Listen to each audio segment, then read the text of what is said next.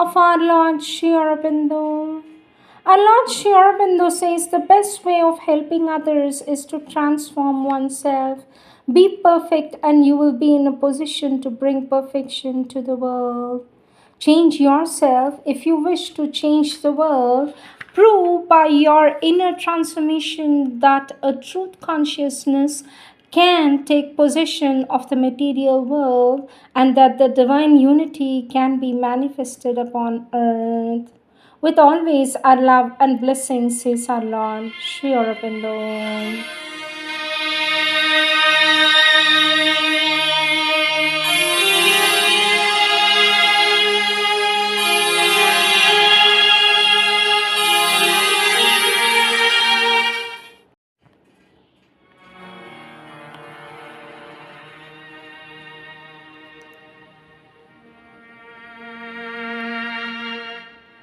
Sri Aurobindo's Savitri, Book 6, The Book of Fate, Canto 1, The Word of Fate, page 430.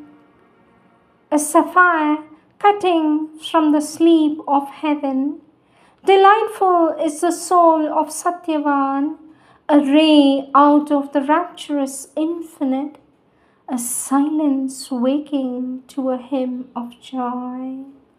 A divinity and kingliness gird his brow. His eyes keep a memory from a world of bliss. As brilliant as a lonely moon in heaven, gentle like the sweet bud that spring's desires, pure like a stream that kisses silent banks, he takes with bright surprise spirit and sense. A living knot of golden paradise, a blue immense he leans to the longing world, time's joy borrowed out of eternity, a star of splendor or a rose of bliss. In him, soul and nature, equal presences, balance and fuse in a wide harmony. The happy in their bright ether have not hearts more sweet and true than this of mortal make, that takes all joy as the world's native gift, and to all gives joy as the world's natural right. His speech carries a light of inner truth and a large-eyed communion with the power in common things has made weilless his mind, a seer in earth shapes of godless deity. A tranquil breath of sky, windless and still, watching the world like a mind of unplumbed thought, a silent space musing and luminous, uncovered by the morning to delight, a green tangle of trees upon a happy hill, made into a murmuring nest by southern winds. These are his images and parallels, his kin in beauty and in depth his peers. A will to climb lives a delight to live, heaven's height, companion of earth beauty's charm, an aspiration to the immortal's air, laying on the lap of mortal ecstasy.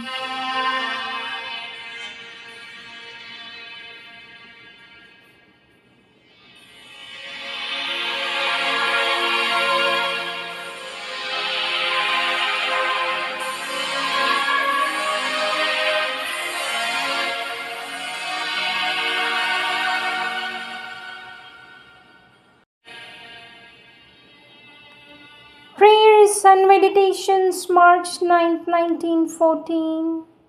Those who live for Thee and in Thee may change their physical surroundings, their habits, climate, milieu, but everywhere they find the same atmosphere. They carry that atmosphere in themselves, in their thought, constantly fixed on Thee.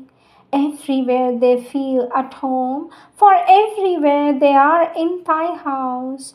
No longer do they marvel at the novelty, unexpectedness, picturesqueness of things and countries. For them, it is thy presence that is manifest in all, and thy unchangeable splendor, which never leaves them, is apparent in the least grain of sand.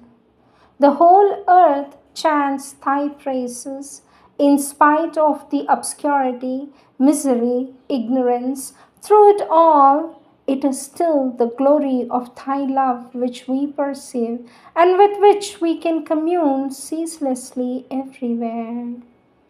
O Lord, my sweet Master, all this I constantly experience on this boat, which seems to me a marvelous abode of peace, a temple sailing in thy honor over the waves of the subconscious passivity which we have to conquer and awaken to the consciousness of thy divine presence. Blessed was the day when I came to know thee, O ineffable eternity.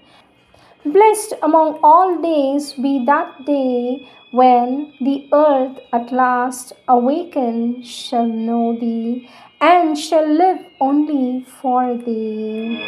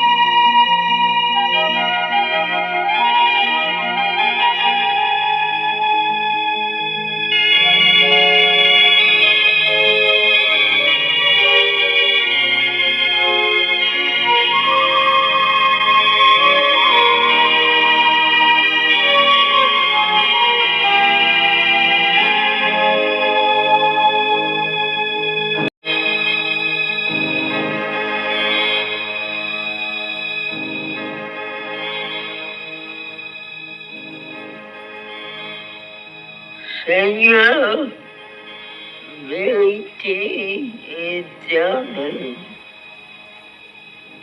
permets que nous n'obéissions qu'à toi et que nous vivions selon la vérité.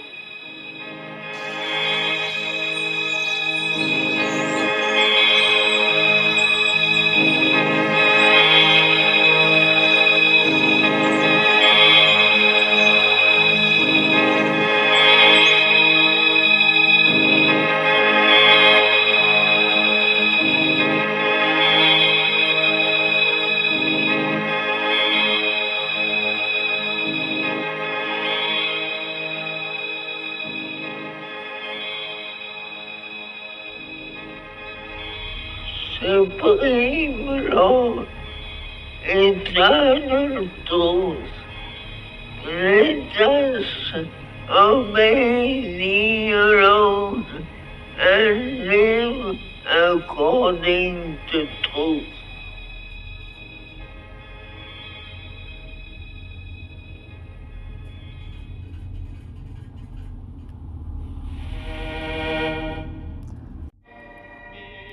Words of our Lord Sri Aurobindo, taken from the collective works of our Lord Sri Aurobindo, book Synthesis of Yoga, topic The Yoga of Divine Works, subtopic Self-Consecration, page 87.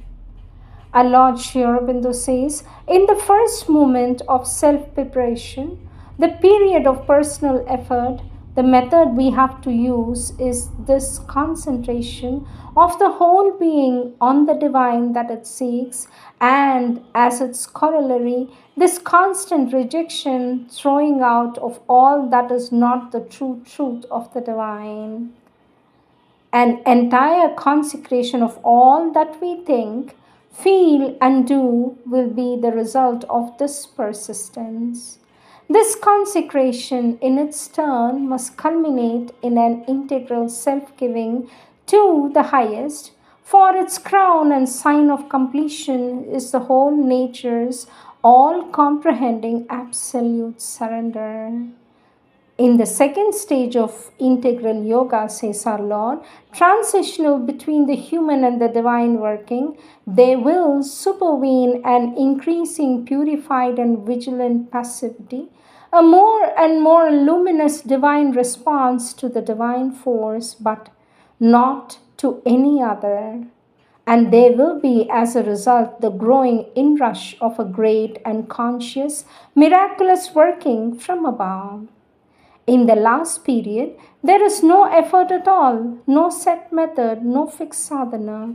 The place of endeavor and tapasya will be taken by a natural, simple, powerful, and happy disclosing of the flower of the divine out of the bud of a purified and perfected terrestrial nature.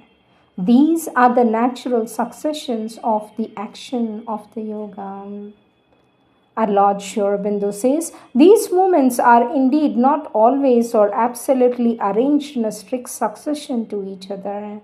The second stage begins in part from the first is completed. The first continues in part until the second is perfected. The last divine working can manifest from time to time as a promise before it finally settles and normal to the nature. Always, too, there is something higher and greater than the individual which leads him even in his personal labor and endeavor. Often he may become and remain for a time wholly conscious even in the parts of his being, permanently conscious of this greater leading behind the wheel, and that may happen long before his whole nature has been purified in all its parts from the lower indirect control.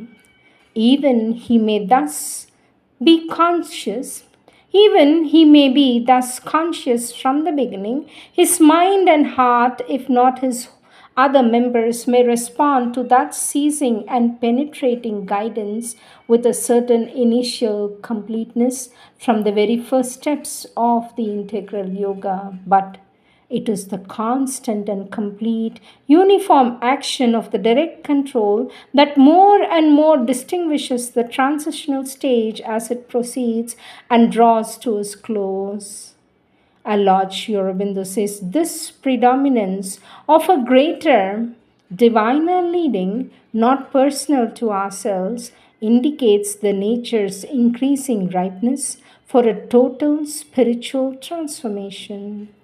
It is unmistakable sign that the self-consecration has not been accepted in principle, but is fulfilled in act and power. The Supreme has laid his luminous hand, the Supreme has laid his luminous hand upon a chosen human vessel of his miraculous light and power and Ananda, says our Lord Sri Aurobindo.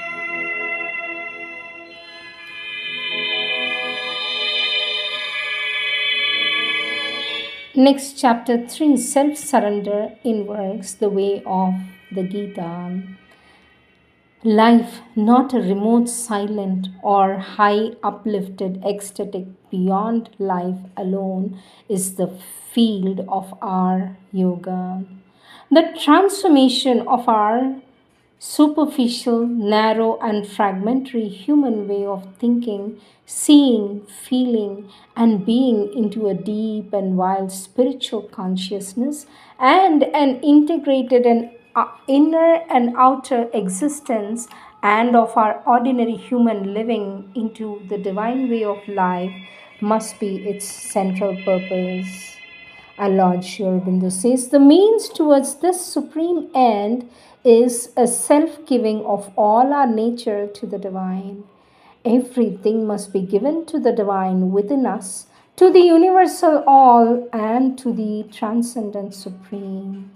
an absolute concentration of our will, our heart, our thought on that one and manifold divine, an unreserved self consecration of our whole being to the divine alone is the decisive moment, the turning of the ego to that which is infinitely greater than itself, its self giving and indispensable surrender.